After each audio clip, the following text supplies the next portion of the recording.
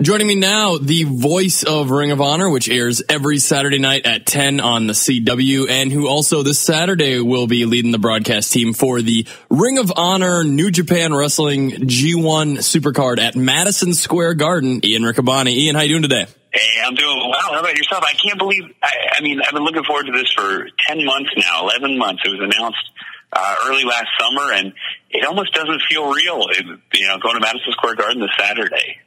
Yeah, and it's really, really happening. Like, I'm pumped. I'm going to actually be there in person as well for that, too. So it's just such a magical moment with the history of that building. And I don't know if it was for you, but for my year, because of you being a fellow NYU alumni, our graduation was in Madison Square Garden.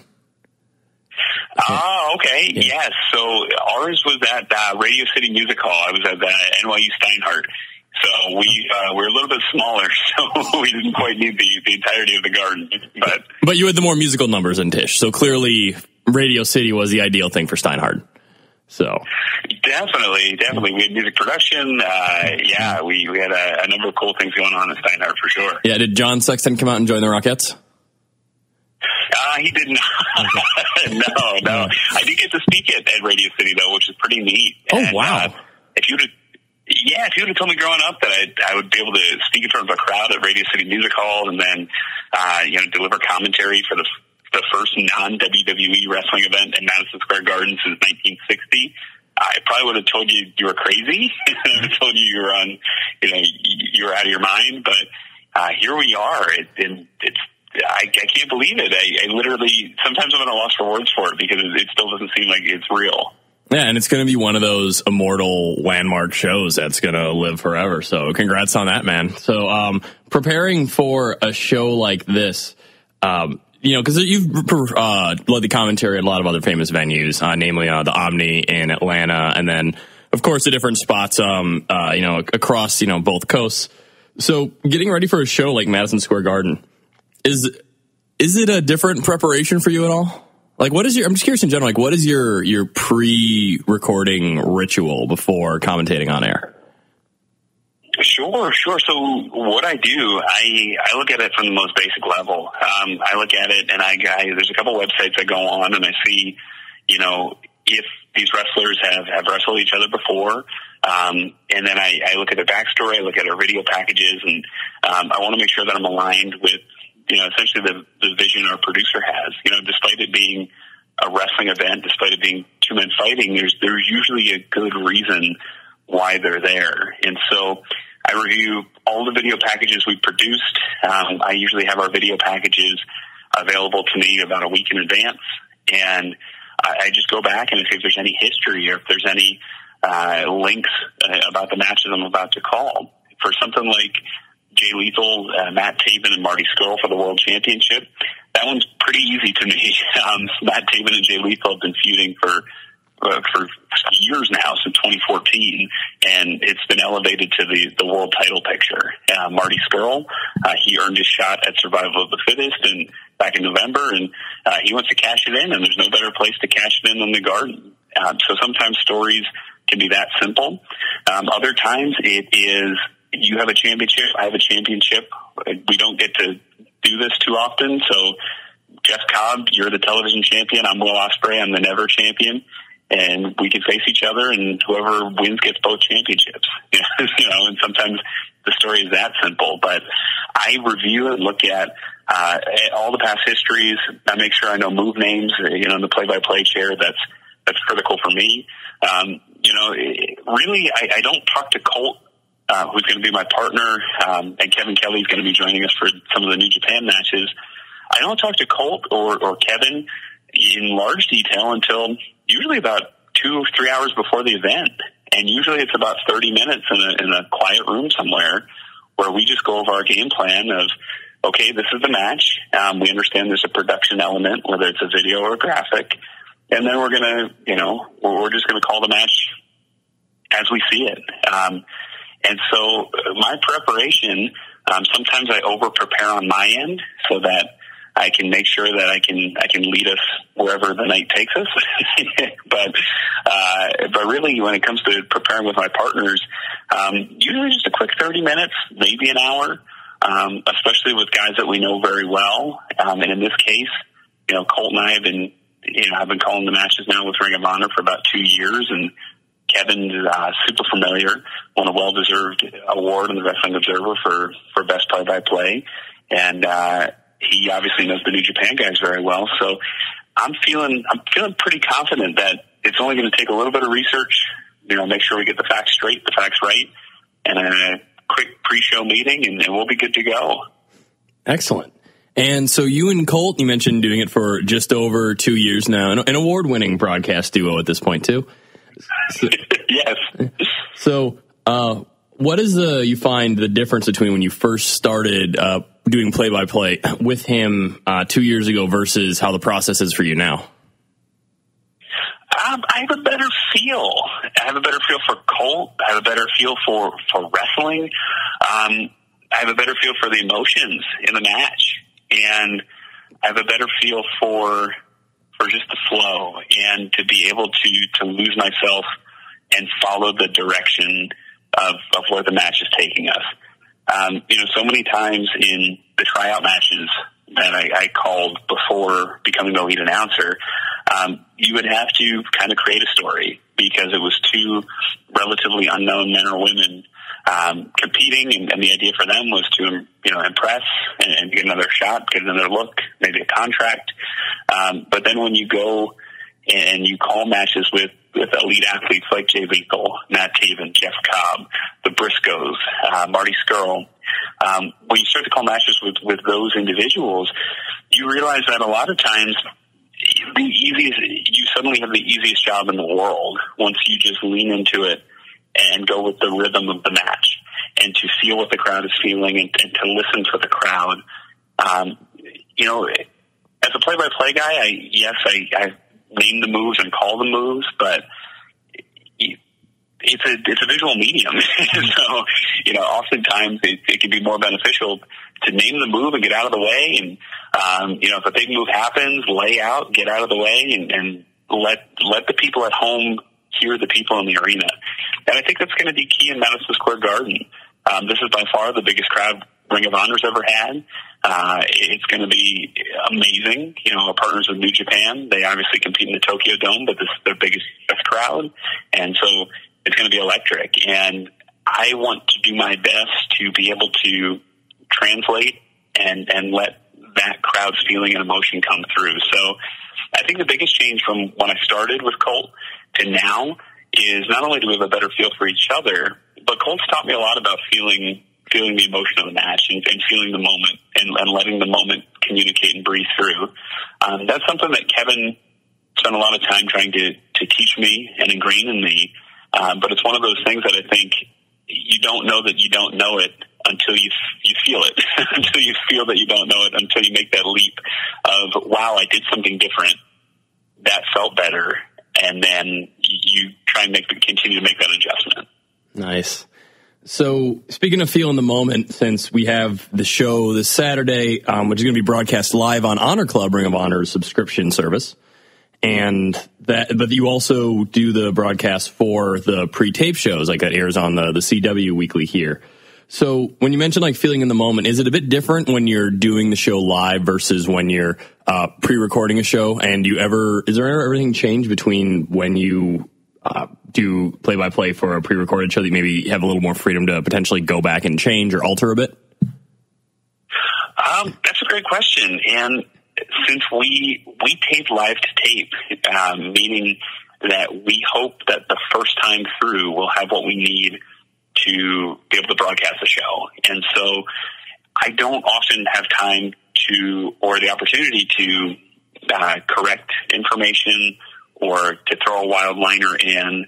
Wild liner just, something that updates a date or a move or something that I may have missed. So, for the enthusiasm, I have to keep it as enthusiastic as possible, because the idea for us is once it's cut, it should be good to go in a way that we can send it out to our affiliates like the CW.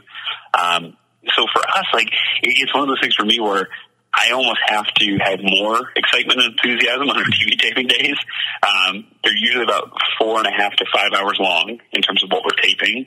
We tape 4 episodes that get edited down to about 44 minutes apiece.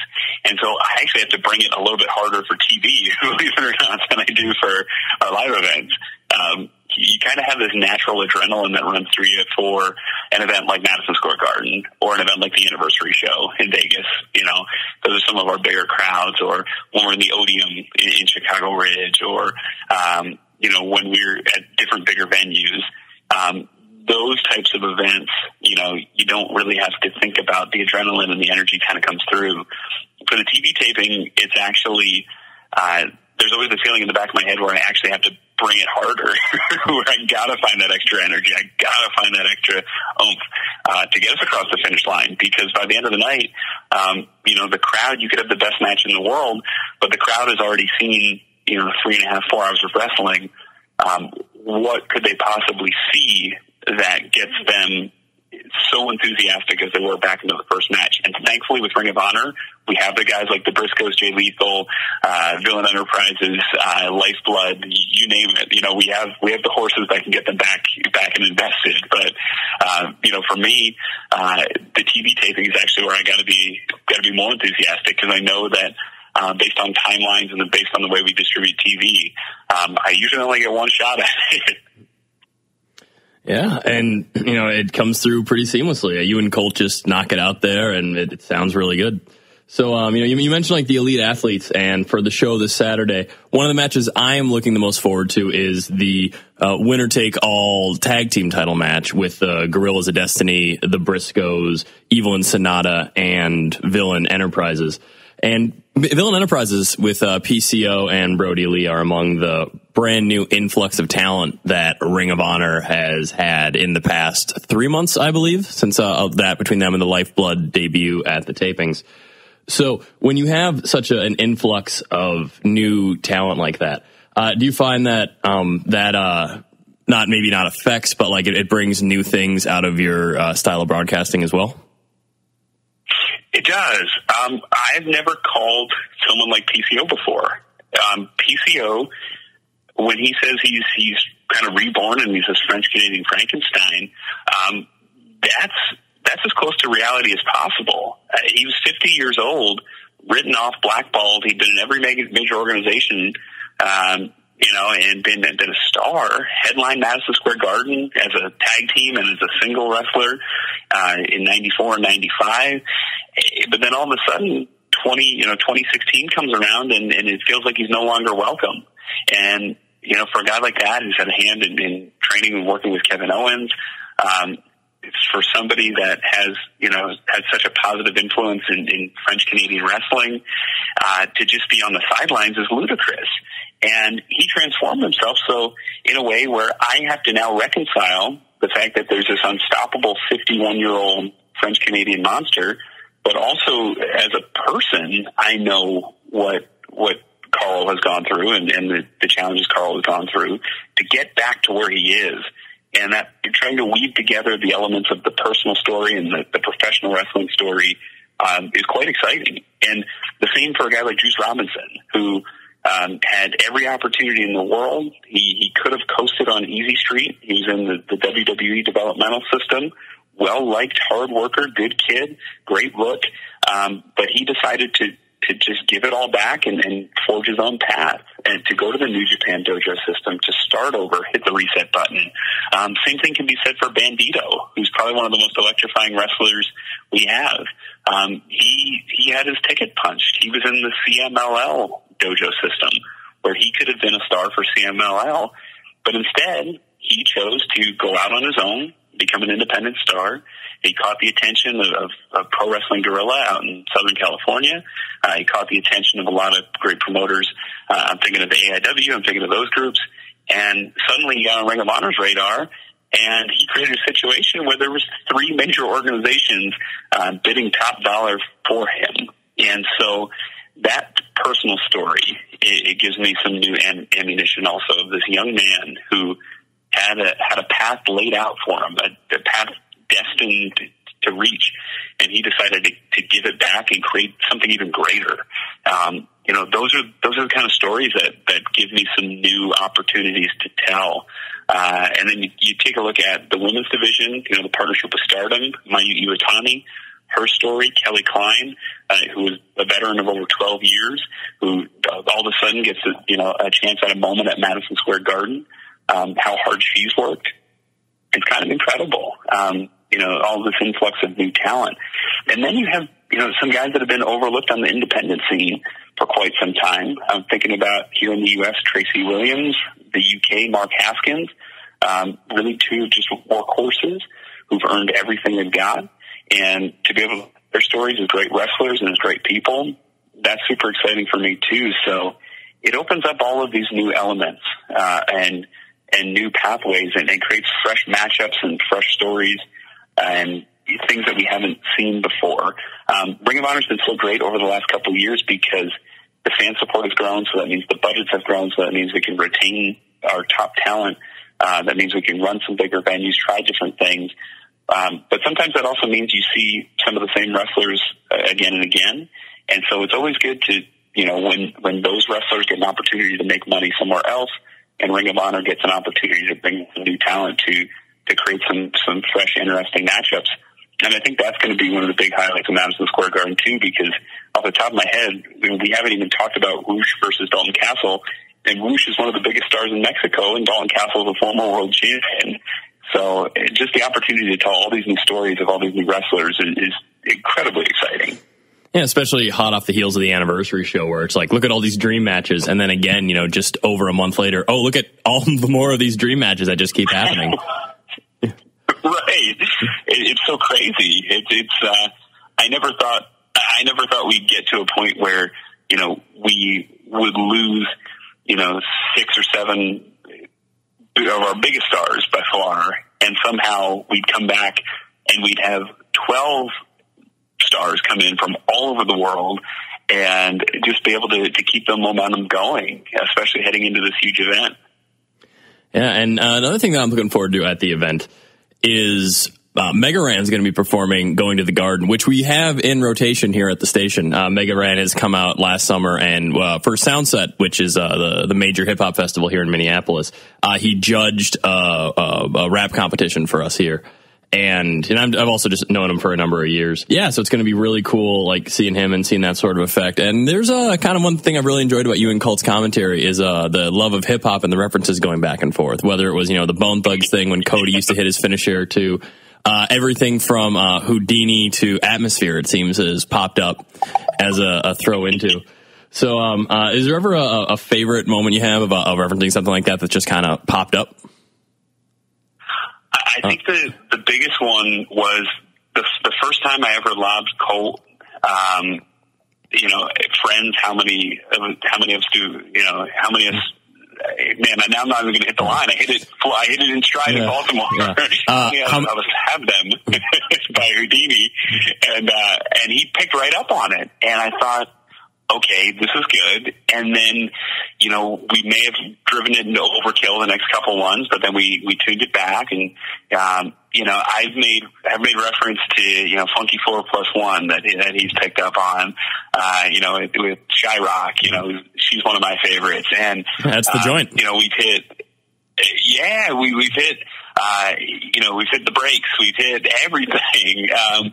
The only one I was a little disappointed with was I made a Dougie Fresh reference, and he didn't get it right away. So that was the only one that was a miss. But what's cool about Colt is he's got a real acute sense of pop culture and a real acute sense of what people are into. So with Colt, he's not afraid either. If I throw out something and it's too in the weeds, or it's no one's going to know, or if it just didn't land, he's not afraid to look at me and say, "Eh." And sometimes he'll do it on air and more of a fun moment, and other times he'll just say, "Man, no one out there watching Ring of Honor is going to know Schoolie D." And so, I'll just say, you know what, you're probably right. Maybe we'll stick with Bone Thugs and Harmony, or maybe we'll stick with things that have hit the top 40. So it's one of those things too where I appreciate him. He's got a good sense of the public interest, public taste, and he's not afraid to let me try something, but he's also perfectly willing to tell me to reel it back, or to reel it, that it may not have hit the mark as I intended. Gotcha. Well, with the Dougie Fresh thing, when you're going to be out in New York, there's Dougie Fresh's fried chicken restaurant that's still up there in Harlem. So, perfect time to rekindle and take it in. But yeah, I will say, like when you guys go super obscure, like, I pick up on it. So if he says no one gets out there, no one gets that, say at least one person can be verified that, I think a couple months ago there was a random like Wesley Willis mention that just completely made my night. So yeah. Yes. Colt's a big Wesley Willis fan for sure. Yeah. Pride of Chicago's favorite Sons. So cool. Well, once again, thank you so much for this. It's been a lot of fun. I'm looking forward to seeing you at the Garden. That sounds great. Thank you so much for having me, Chaz.